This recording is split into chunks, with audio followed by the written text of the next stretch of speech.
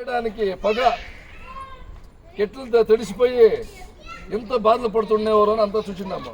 ఇది తెలిసిన మన నరేంద్ర మోదీ గారు ఉజ్వల పథకం అని చేసి ఆ ఉజ్వల పథకం కింద మనందరికీ ఉచితంగా గ్యాస్ సిలిండర్ ఇచ్చింది. మనమందరూ చర్చించాల్సిన విచారం ఇది.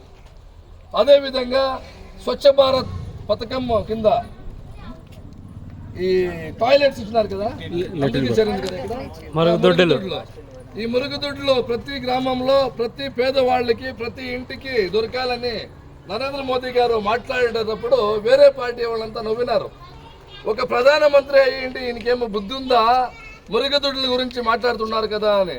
కానీ మన ప్రధానమంత్రి గారు నరేంద్ర మోదీ గారికి ఏమంటే పెద్ద పెద్ద విషయాలకు అది కావాల్సి ఉంది. ఈ గ్రామంలో కట్టకడే వ్యక్తులు ఎవరున్నారు, పేద ప్రజలు ఎవరున్నారు, వాళ్ళ ప్రాణాలను కాపాడాల్సి ఉంది కూడాను నరేంద్ర మోదీ గారికి ఇంపార్టెంట్. మరుగుదొడ్లు లేకుండా ఉండేటప్పుడు పొద్దున్న 3-4 గంటలకి 5 గంటలకి మన అక్కలు చెల్లెళ్ళు అమ్మగారు అవుట్ సైడ్కి పోయి ఎంత ఇబ్బందులు కలుగుతుండ్రే మన అందులో చూసినాము. దాన్ని ఇంకా అలాంటి ఇబ్బందులు కలగకూడదు అనే కారణం కోసము మరుగుదొడ్లు కట్టించి ఈరోజు ఇడీ భారతదేశంలో ఏదే ఇంటికి మరుగుదొడ్లు లేదు అనే లేకుండా చేసినారు మన నరేంద్ర మోదీ గారు. ఇదంతా తెలియచేయాలి.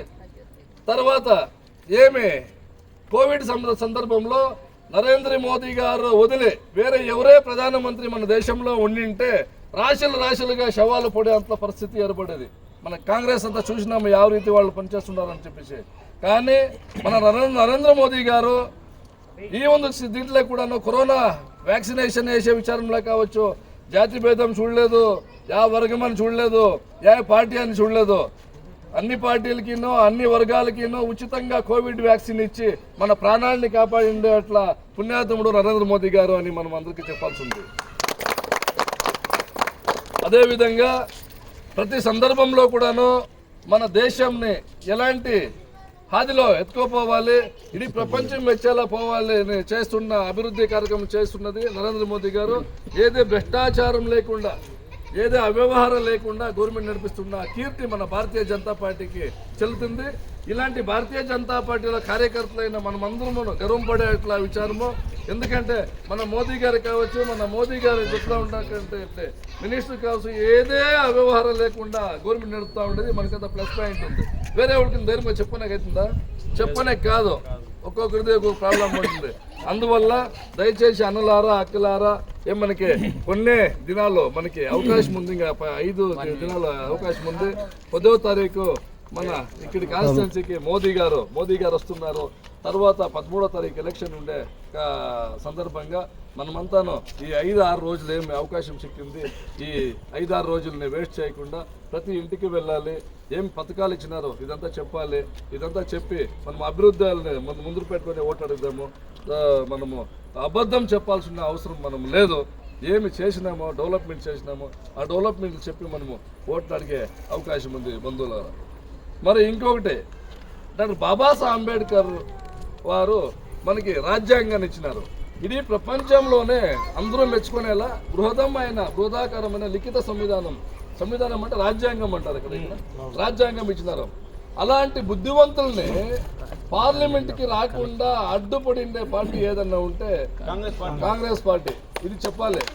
దళితుల పరంగా ఉన్నాం మేము, డాక్టర్ బాబాసాహెబ్ అంబేద్కర్ పరంగా ఉన్నామని చెప్పేసి అబద్ధం చెప్పుకొని కాంగ్రెస్ వాళ్ళు దళితులని ఓటు బ్యాంక్ చేసుకొని వచ్చింది కాంగ్రెస్. ఈ రోజుల్లో నరేంద్ర మోదీ గారు ప్రధానమంత్రి అయిన తర్వాత ఓబీసీ ఆయోగం చేసినారు సెంట్రల్లో, అంత ముందు లేదు. దాన్ని ఇంకా డాక్టర్ బాబాసాహెబ్ అంబేద్కర్ వారు ఇడీ మన దేశానికి రాజ్యాంగం రాయించినారో అలాంటి వ్యక్తి ఎలక్షన్లో స్పర్ధించేటప్పుడు ఏదే రాజకీయ పార్టీలు కావచ్చును, కాంగ్రెస్ కావచ్చు, బీజేపీ కావచ్చు, ఇంకేదే రాజకీయ పార్టీలు కావచ్చును, వాళ్ళకి రెడ్ కార్పెట్ వేసి పార్లమెంట్కి వెల్కమ్ చేయాల్సి ఉంటాయి. కానీ ఇలాంటి బుద్ధిమంతుడు ఏమన్నా పార్లమెంట్కి వచ్చేస్తే మన ఆట నడువుదు అని ఆలోచించిన అప్పుడు ప్రధానమంత్రి అయిన నెహ్రూ వాళ్ళు ఎక్కడ డాక్టర్ బాబాసాహెబ్ అంబేద్కర్ గారు ఎలక్షన్కి నిలుచుకుంటారు పార్లమెంట్ క్షేత్రంలో, అక్కడ పోయి అంబేద్కర్ విరుద్ధంగా ప్రచారం చేసి 2 సార్లు ఒక దీంట్లో ప్రైమ్ మినిస్టర్ ప్రచారం చేసి అంబేద్కర్ని సోలిస్తారు. ఆ రోజు ఒక మాట చెప్తారు అంబేద్కర్ వారు, Congress is a burning house అంటారు. కాంగ్రెస్ సుడువమనే మనే నిలబడి. అందువల్ల ఏమి అంబేద్కర్ రాజ్యాంగాన్ని ఇచ్చి అంత బుద్ధివంతుల్ని అక్కడ పార్లమెంట్ రాకుండా కంట్రోల్ చేసిన వీళ్ళు ఉన్నారు, కాంగ్రెస్ ఉన్నారు. వాళ్ళకి బుద్ధి నేర్పించాలి. మరి అన్ని వర్గాలు జాతులకి సముదాయాలకి సమానంగా అభివృద్ధి కార్యక్రమాలు ఇచ్చిన మన మోదీ గారిని బింబలించాలంటే ఈరోజు మహబూబ్ నగర్ లోక్సభ కాన్స్టిట్యున్సీలో మన డికే అరుణక్క గారు మీకంతా తెలిసిండేదే, మాజీ మంత్రులు వాళ్ళు మంచి అభివృద్ధి పనులు చేసినారు.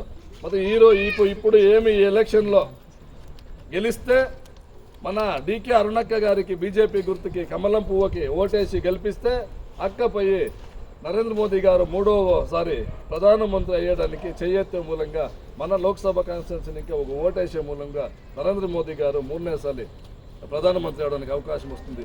అందువల్ల దయచేసి అందరూ ఈ 6-7 రోజులు ఏమి అవకాశం ఉంది, టైం వేస్ట్ చేసేదొద్దు. ప్రతి ఇంటికి పోదాము, ప్రతి ఊరికి పోదాము, నిజాలు మాట్లాడదాము, అబద్ధాలు మాట్లాడే అవసరం లేదు. నిజాలు మాట్లాడి మనం ఓటు చేయాల్సి పని చేయాలని చెప్పి అందరికీ నమస్కారం.